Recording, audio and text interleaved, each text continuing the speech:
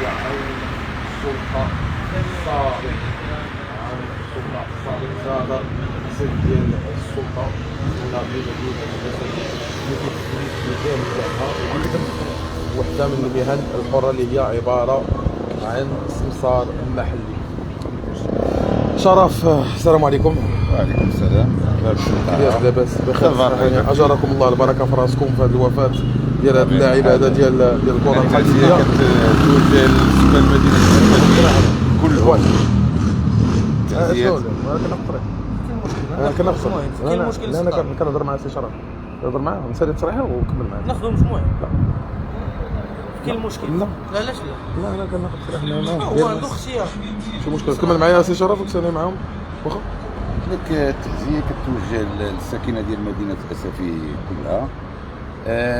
جا في التقديم ديالكم ان المساله هي الحدث ما غاديش نربطوه بالكره الحديديه، لان كنعرفوا بان الكره الحديديه كاين انديه اللي هي منضويه تحت الجامعه الملكيه المغربيه للكره الحديديه، معنى ان اللي تيمارس الكره الحديديه من المفروض انه تكون عنده اجازه جامعيه.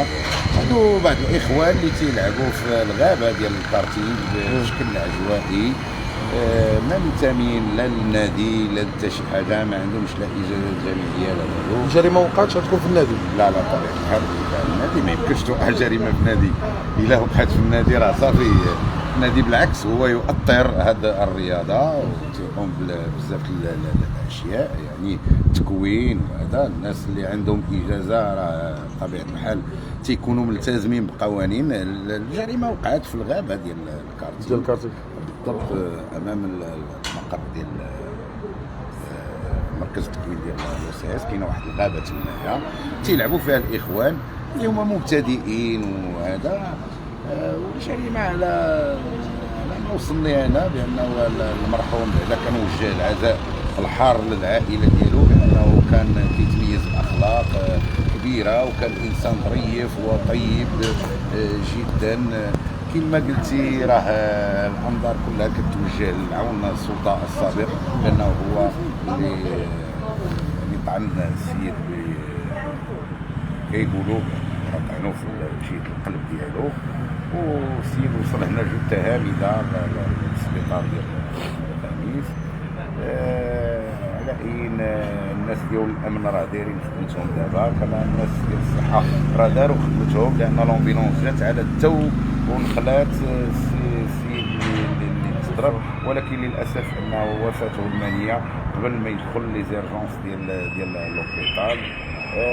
هذا الشيء علاش كنا كنهضروا حنا قبل سميتو عليه، على اساس انه يكون واحد السياج تما في الكارتينج، ما يدخل تما الا اللي حامل البطاقه سواء ديال التيرو بيجون او الكره الحديديه او النادي ديال لوسيس. هادو بالنسبه للنوادي، ولكن حيت سباس اوفير هو عباره عن لا، ولكن باش ما يوقعش بحال هاد الاشياء هذه، لان ملي كيكون اسباس اوفير يعني شويه كتصعب القضيه باش تكونتروليها.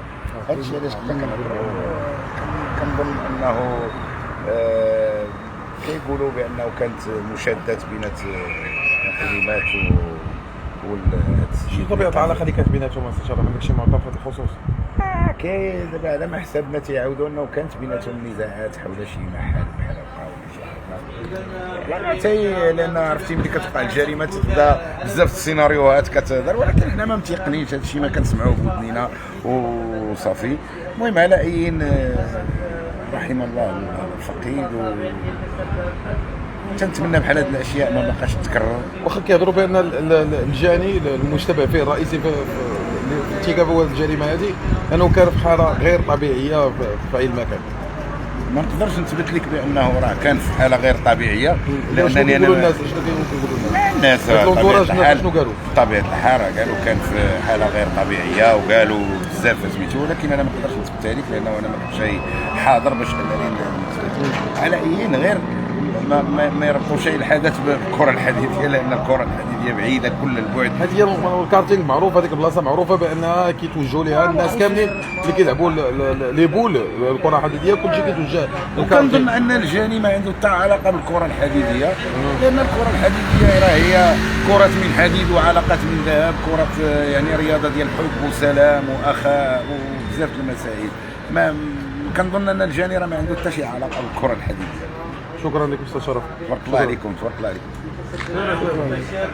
اذا متابعينا قناه شوف تغريد، نعود اليكم عبر هذا البث المباشر تفاصيل هذه الجريمه الشنعاء اللي وقعت، واللي راح الضحيه ديالها رجل الاوساط ديالو الرابع، راح الضحيه ديالها بعد ما تم توجيه ليه طعنات غادره على مستوى القلب. يعني اللي كنشوف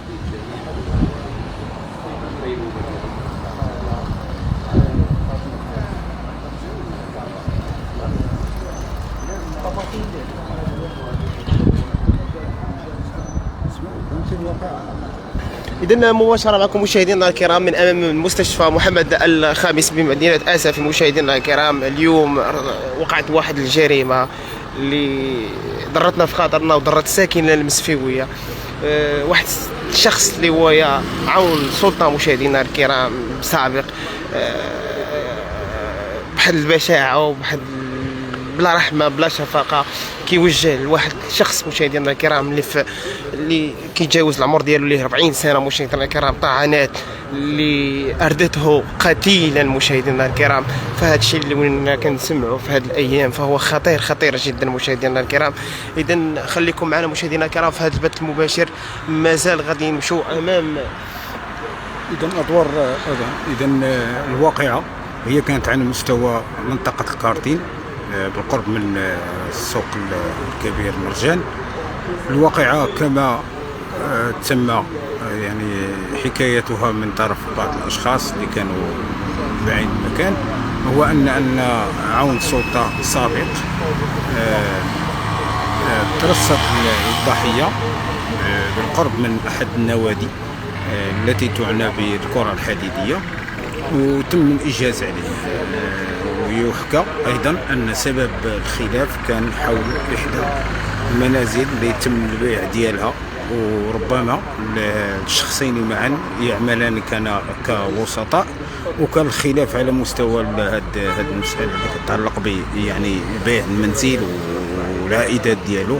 كان خلاف أكيد مادي، وتطور الشجار بالقرب من أحد النوادي الكرة الحديدية، وكانت الواقعة وكانت الفاجعة. والآن راه مجموعة من يعني أسر مكلومة، سواء الضحية ولا الجاني، بجوجهم كيعيشوا في حالة صدمة، خصوصا أنهم بجوجهم ناس كيقولوا بجوجهم طيبين، بجوجهم يعني سلوكاتهم الاجتماعية يعني جيدة. كيفاش وقع داك الشيء هو اللي صادم الجميع، واللي ما قدرش يجاوب عليه حتى حد، ولكن حسب ما اوردته المصادر ان سبب الخلاف هو عائدات حول وساطة احدى المنازل البيع والشراء. اذا متتبعينا الكرام، بقوا مع الزميل امين اللي غينقل لكم المستودع الاموات حيث الاسر المكلومه.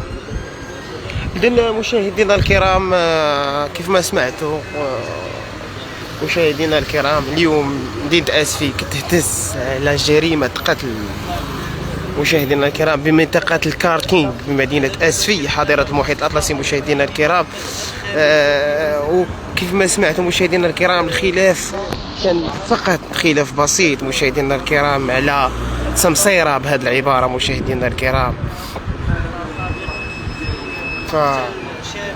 لا حول ولا قوة إلا بالله العلي العظيم. فهاد الشيء اللي ولينا كنسمعوه في هاد الأيام من جرائم تلو جرائم، لا في مدينة آسفي لا في جميع ربوع المملكة المغربية مشاهدينا الكرام، فيحزي في النفس مشاهدينا الكرام. وكثرة المخدرات وكثرة الإدمان وبزاف الحوايج مشاهدينا الكرام، لا حول ولا قوة إلا بالله. مشاهدينا الكرام، شوفوا معنا في هذا البث المباشر من أمام مستشفى محمد الخامس مشاهدينا الكرام بمدينة آسفي. إذا غادي نحاولوا نقطعوا هذا اللايف مشاهدينا الكرام ونمشوا أمام مستودع الأموال باش نقولوا لكم عن كتاب شنو وقع بالضبط، ونقدروا نلقاو شي واحد اللي كان حاضر أثناء وقوع الجريمة مشاهدينا الكرام، وغادي يسرد لنا ويسرد لكم مشاهدينا الكرام شنو وقع بالضبط. ومشاهدينا الكرام، كما كتلاحظوا معنا حنا كنتواجدوا امام مستشفى محمد الخامس مدينه آسفي.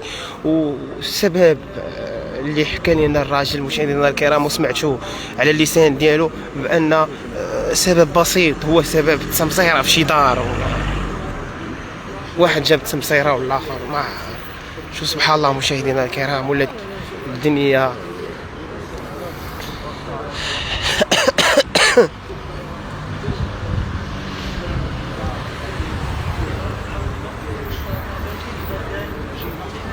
الشيء الغريب مشاهدينا الكرام. وشحال في العمر ديالهم اخي العزيز؟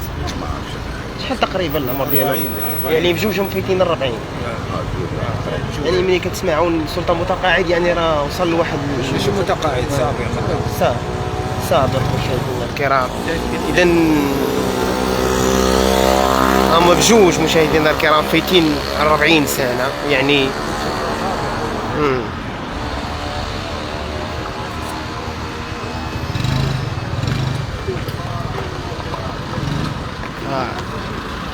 لا حول ولا قوة بالله. هادشي اللي ولا كيوقع في ربوع المملكة فراه كيضر في الخاطر مشاهدينا الكرام.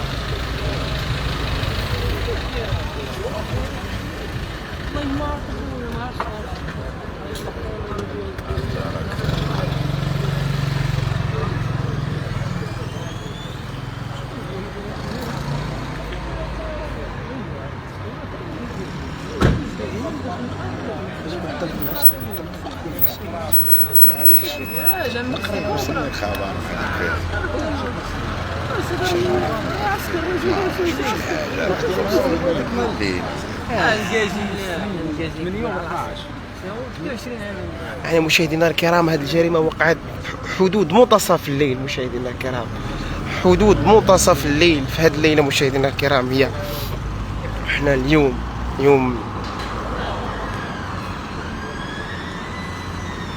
جمعة،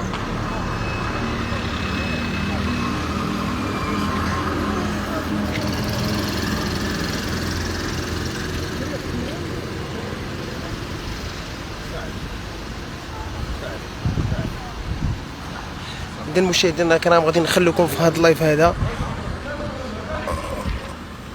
ومن بعد مشاهدينا الكرام غادي نمشيو بالقرب من مستودع الاموات مشاهدينا الكرام باش نقول لكم عن كتاب شنو وقع بالضبط. فاحنا غادي نقطعوا هذا اللايف هذا وغادي نمشيو امام لامور مشاهدينا الكرام.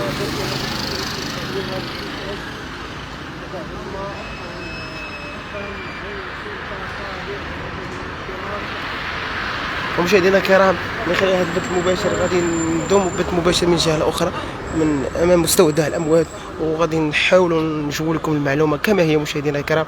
يعني ترقبونا، وكنحييكم من خلال هذا البث المباشر، وكنقول لكم السلام عليكم ورحمه الله وبركاته، وانا لله وانا اليه راجعون. لا اله الا الله وحده لا شريك له، له الملك والحمد وهو على كل شيء قدير.